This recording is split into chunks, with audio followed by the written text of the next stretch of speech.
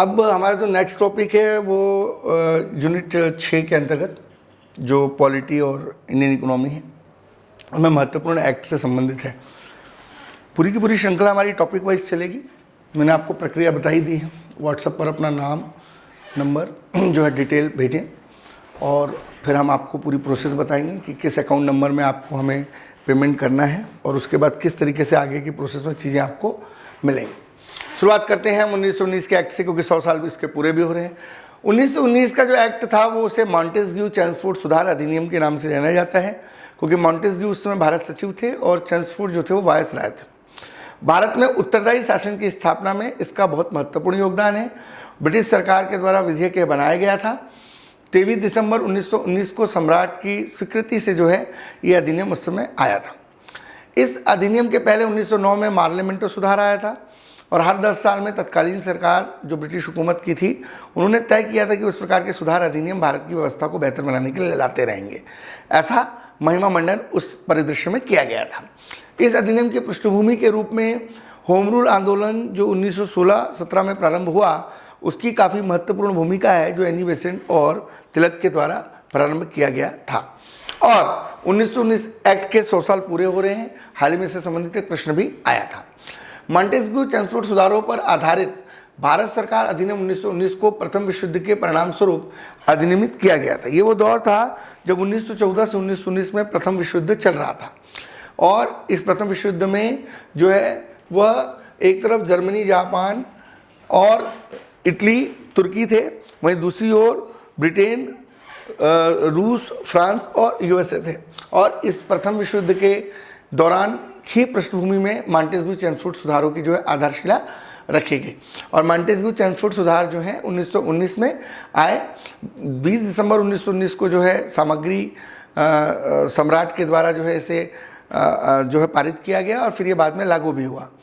युद्ध में भारतीय भागीदारी और साथ ही साथ युद्ध के दौरान जो होम रूल आंदोलन और क्रांतिकारी आंदोलन के कारण जो ब्रिटिश सरकार पर संवैधानिक सुधार प्रस्तावित करने के लिए दबाव बना हुआ था, उस बने हुए दबाव के परिणाम स्वरूप भी कहीं ना कहीं जो है 1919 का अधिनियम देखा जा सकता है।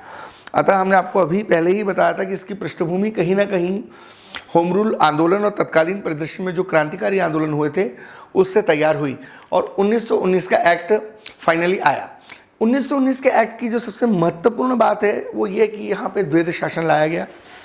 द्वैध शासन जहाँ पर प्रांतीय स्तर पर शासन की दोहरी प्रणाली को प्रारंभ किया गया और इसके तहत प्रांतीय विषयों को 2 भागों में विभाजित किया गया। निर्वाचित और उत्तरदायी प्रांतीय सरकार द्वारा जो प्रशासित हस्तांतरित विषय और गवर्नर और उसकी कार्यकारी परिषद के द्वारा प्रशासित आरक्षित विषयों को जो है यहाँ पर रखा गया। तो इस प्रकार की द्वैध शासन व्यवस्था की शुरुआत हुई। महत्वपूर्ण विषयों को जो है वो गवर्नर जनरल के पास आरक्षित रखा गया और हस्तांतरित विषयों को भारतीय मंत्री को दिया गया। उदाहरण के लिए कृषि विभाग जो है वो भारतीय मंत्री के पास रखा गया, तो उससे संबंधित जो सिंचाई विभाग है जो गवर्नर जनरल के पास रखा गया। तो ये द्वैध शासन की जो शुरुआत है वो 1919 के एक्ट के द्वारा यहाँ पर हुई। मॉन्टेस्क्यू चेम्सफोर्ड सुधार अधिनियम में जो प्रमुख प्रावधान थे उसमें सबसे महत्वपूर्ण ये आपके मॉन्टेस्क्यू और ये चेम्सफोर्ड है।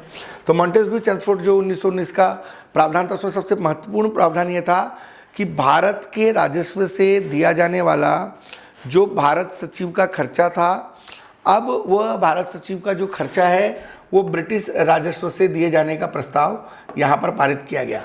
मतलब भारत के राजस्व से दिया जाने वाला जो भारत सचिव का खर्चा था अब वह ब्रिटिश राजस्व से दिए जाने का प्रावधान यहाँ पर किया गया। भारतीय परिषद में सदस्यों की संख्या न्यूनतम 8 और अधिकतम 12 रखी गई। न्यूनतम 8 और अधिकतम 12 यहाँ पर रखी गई।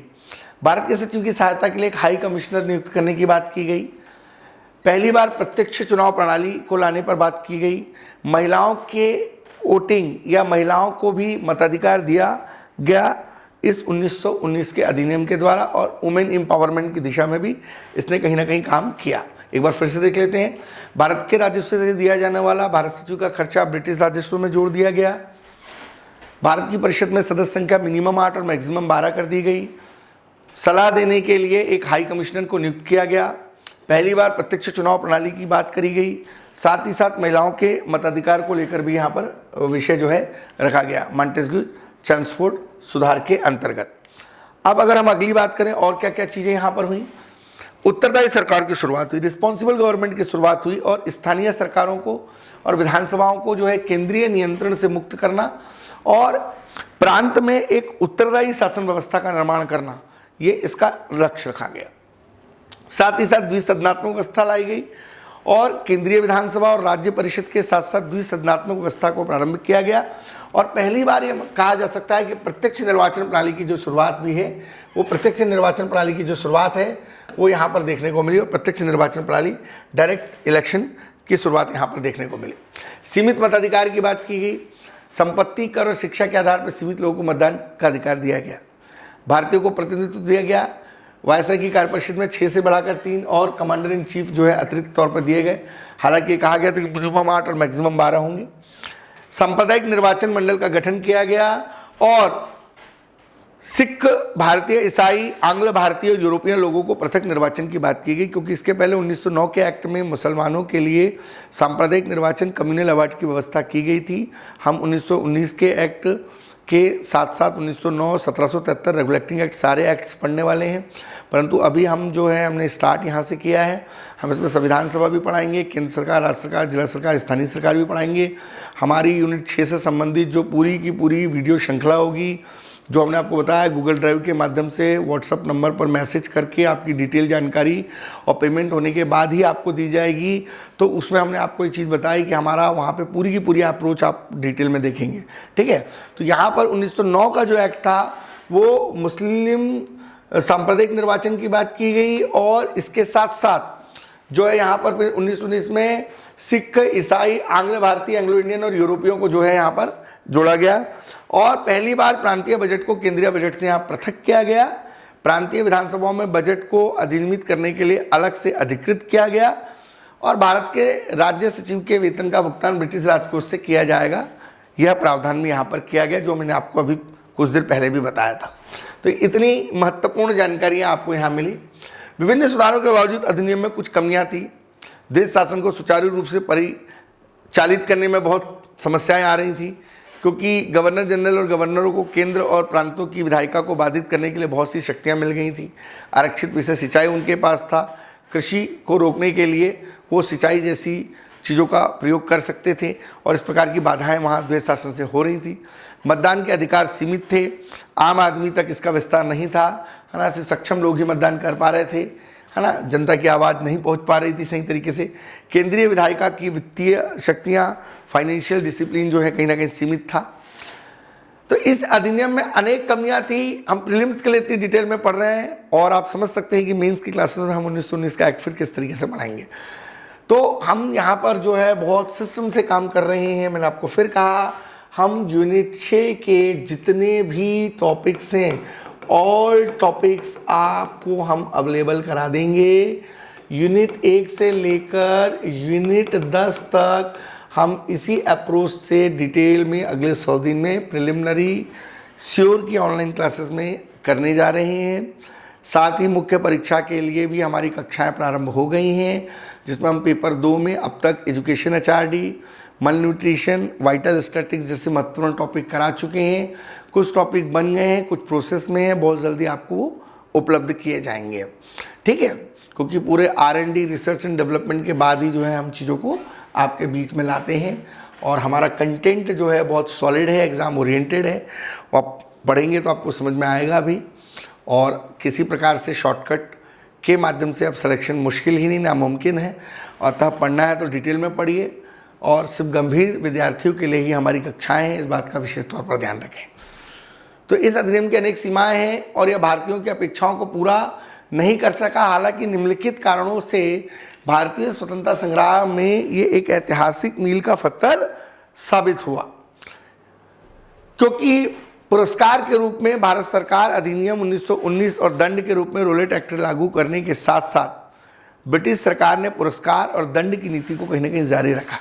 जिस तरीके का परिदृश्य पूरे देश में प्रथम विश्व युद्ध के बाद तैयार हुआ था, उस प्रथम विश्व युद्ध के बाद की पृष्ठभूमि में ब्रिटिश हुकूमत ने एज ए पुरस्कार 1919 का एक्ट दिया और रोलेट एक्ट को लागू करके कहीं ना कहीं दंड भी दिया। तो पुरस्कार और दंड की पॉलिसी यहाँ पर लाई। रोलेट एक्ट के विरोध में जब गांधी जी ने रोलेट एक्ट का नेतृत्व किया और द्वैत शासन की दोषपूर्ण योजना को जो है वो सामने लाने की बात कही और भारतीयों के स्वशासन सेल्फ गवर्नेंस की बढ़ती जो मांग थी वो कहीं ना कहीं विफल रही, तो 1919 के अधिनियम और साथ ही बाद में जो जलियांवाला बाग कांड हुआ अप्रैल 1919 में, उस हत्याकांड से जो असंतोष उपजा और बाद में जो हंटर कमेटी की रिपोर्ट आई और ऐतिहासिक तौर पर जो नॉन कोऑपरेटिव मूवमेंट असहयोग आंदोलन की शुरुआत हुई, बाद में फिर चोरा चोरी की घटना हुई और चोरा चोरी की घटना के बाद आंदोलन वापस ले लिया गया और इतिहास में चोरा चोरी की घटना को एक नेगेटिव एस्पेक्ट में लिया जाता था, परंतु हाल ही में हमारे यशस्वी प्रधानमंत्री जी ने चोरा चोरी की इस घटना को 100 साल पूरे होने पर देश के लिए एक बहुत ही सकारात्मक बात बताते हुए चोरा चोरी पर शताब्दी वर्ष मनाने का निर्णय लिया। मध्य प्रदेश राज्य लोक सेवा आयोग की प्रारंभिक परीक्षा में यह भी प्रश्न पूछा गया, तो निश्चित तौर पर यह कहा जा सकता है कि हमारी जो बात है कि जो रहेगा चर्चे में वही आएगा पर्चे में, तो करंट अफेयर्स की भी चीज़ें जो है वो इतिहास के संदर्भ में जोड़ी जा रही हैं और वो कहीं ना कहीं 1919 के एक्ट से भी संबंधित है। तो ये तमाम चीज़ें यहाँ पर हुई। 32 में जो कम्युनल अवार्ड आया और भारत सरकार अधिनियम जो 1919 के तहत जो सिख को, भारतीय ईसाइयों को, आंग्ल भारतीय लोगों को, एंग्लो इंडियंस, यूरोपियों को जो निर्वाचक मंडल में स्थान दिया गया उसका विस्तार किया गया, तो वो कहीं ना कहीं जो 1909 में मुसलमानों को सांप्रदायिक निर्वाचन दिया गया था और बाद में उन 1909 के एक्ट में एक्सटेंशन करते हुए सिख कम्युनिटी को, ईसाई कम्युनिटी को, यूरोपियंस को, एंग्लो इंडियंस को जो वहाँ पे जोड़ा गया, तो जो कम्युनल अवार्ड रैमजे मैकडोनाल्ड के समय में 1932 में आया, तो कहीं ना कहीं ये 1919 के ही द्वारा वो कम्युनल अवार्ड को एक दिशा मिली और ये इस तरीके से सांप्रदायिक निर्वाचन का जो पूरा का पूरा सिस्टम है उसको विस्तारित करने का श्रेय भी 1919 के एक्ट को दिया जा सकता है। तो भारत सरकार अधिनियम 1919 के तहत संवैधानिक प्रगति कहीं ना कहीं हुई और संवैधानिक प्रगति की समीक्षा के लिए ब्रिटिश सरकार ने बाद में 27 में साइमन कमीशन भेजा, जब साइमन गो टू बैक के नारे लगे और भविष्य के सुधारों के लिए एक मार्ग कहीं ना कहीं प्रशस्त हुआ और 1935 का जो अधिनियम बना जिससे पूरी की पूरी 75% धाराएं, 2/3 भारत का संविधान जस का तस तैयार कर लिया गया और भारतीय संविधान का आधार कहीं ना कहीं 1935 के अधिनियम से तैयार हुआ। तो उस अधिनियम को बनाने में और ब्रिटिश सरकार की पूरी जो प्रक्रिया भविष्य के सुधारों को लेकर रही, 1919 के अधिनियम ने कहीं ना कहीं मार्ग प्रशस्त किया और एक उत्तरदायी सरकार, एक स्वशासन वाली सरकार, एक संघीय ढांचे जैसे कुछ महत्वपूर्ण सुधारों के माध्यम से जो है उस समय में ये चीज़ें विकसित हुई। तो 1919 का जो अधिनियम है उसने कहीं ना कहीं दिशा तो दी ही दी। ठीक है, ये महत्वपूर्ण है, इसको जरूर देखें आप। 1919 से संबंधित जो प्रश्न है वो हम आपको जो है आपको हमारे पेड कोर्सेस में शामिल होने के बाद जो है आपकी अध्ययन सामग्री के अंतर्गत जो है प्रोवाइड करेंगे। ठीक है।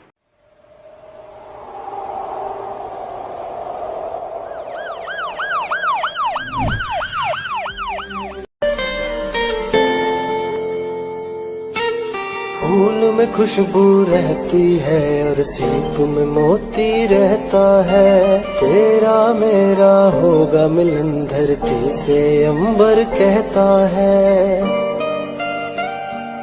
मेरे होठों पे रहना हरदम, साजों में छुपी सरगम की तरह।